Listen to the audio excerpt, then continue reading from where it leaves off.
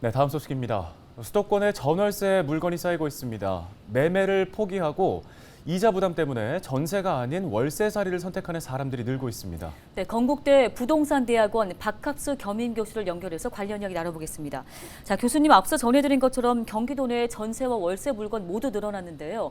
통계를 살펴보면 전세 물건은 작년 대비 143.1%, 그리고 월세는 193.6%가 증가했습니다.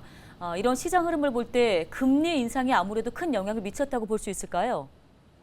거래가 절벽인 상태이기 때문에 계속 그 급매물을 통해서 매도를 해야 되는 이런 상황이 돼요. 아울러서 매도를 하기보다는 지금 이제 시간이 걸리지만 장기적으로 종합부동산세 부담도 없어졌기 때문에 우선 전세나 월세로 돌리면서 시장 상황을 보면서 좀 대기하겠다, 관망하겠다 이런 분위기가 나타나면서 전체적인 그런 매물이 증가했다고 볼 수가 있을 것 같습니다.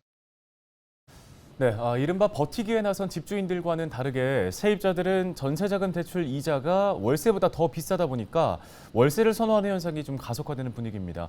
월세는 매달 버리는 돈이다라고 여겨지던 과거와는 좀 다른 분위기가 감지되고 있는데 이 부분 어떻게 보십니까? 금리 인상이 지속되면서 전체적인 그런 월세의 전환율이 상승할 가능성이 높습니다. 가령 이제 1억당 한 40만 원 정도, 그러면 연으로 480이니까 4.8% 정도가 나오는데 이게 심지어는 이제 더 오르게 되면 대출 금리가 계속 올라가고 있어서 1억당 50만 원이라고 하게 되면 연으로는 600만 원이 되기 때문에 6% 이렇게 올라갈 수 있는 개연성도 다분히 있어요.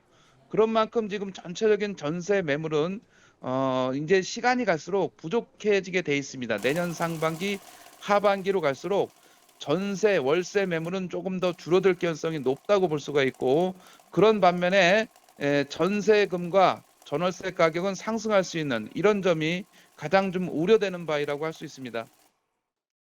예, 이렇게 부동산 시장 내에 여러 부작용이 발생하면서 원희룡 국토부 장관이 최근 국정감사에서 경착륙을 막아야 한다는 입장을 밝힌 바 있습니다.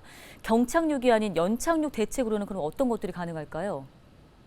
수도권도 해제 조건에 들었으면 과감하게 해제를 해서 걸림돌을 좀 풀어야 될 필요가 있다고 보고요.